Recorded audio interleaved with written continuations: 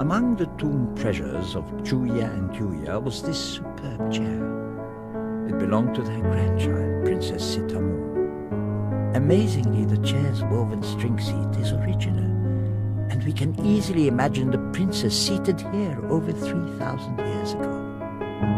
What did she look like? We have only to look at the seat back to find out. There she is, in both left and right profile, with lotus flower ornaments on her headdress. She's sitting in a chair very like this one. Tutankhamun holds ceremonial items from the cult of Hathor, goddess of music and dance, and receives a jeweled collar on a platter from an attendant. At the top of the chair back, you see the winged sun disk that protected the royal family. The sides of the chair are decorated with deities designed to ward away evil spirits. This beautiful wooden sculpture of the head of a cow is more than 3,000 years old.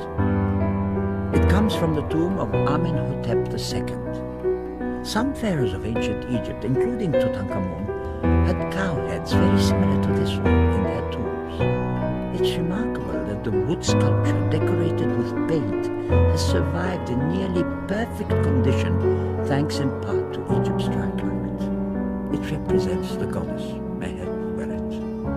According to ancient Egyptian religion, Mehet saved the god Ra, who lived among humankind as a king until his people turned against him. Mehet carried him up to the heavens, and the gods were never seen on earth after that. The placement of the cow head in the tomb of the pharaoh represents the wish that the king may rise into the sky each day, rejuvenated like Ra on the back of the celestial cow.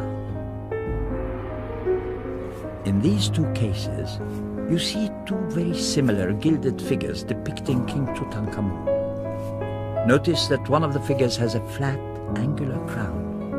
This represents Tutankhamun as the king of Lower Egypt, the Delta region.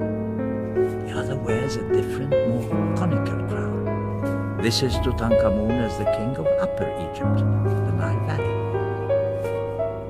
In both figures, he holds a flail, emblem of royal power, and a curved staff symbolizing the king's role as his people's shepherd.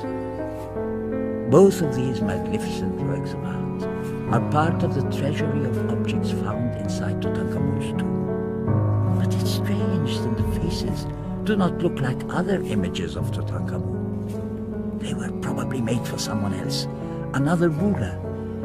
Tutankhamun died suddenly at the age of 19, and his court was no doubt unprepared for his burial. His tomb itself is small, and was probably never intended for a king. But it had to make do, and the various objects placed within the tomb had to be hastily assembled to ensure his well-being in the afterlife.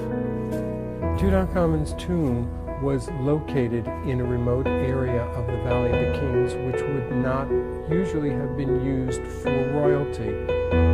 And when it was found, it was much smaller than those of his predecessors and his successors.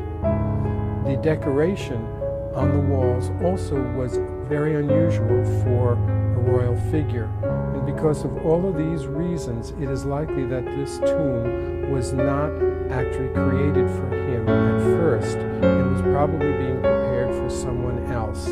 Because his death was unexpected, he was put into the smaller tomb, which could be completed very quickly and then buried with many artifacts and objects that he would have used in life.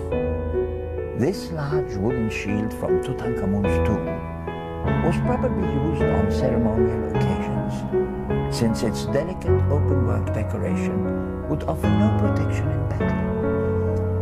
Here, Tutankhamun appears as a sphinx, wearing the double crown of Upper and Lower Egypt.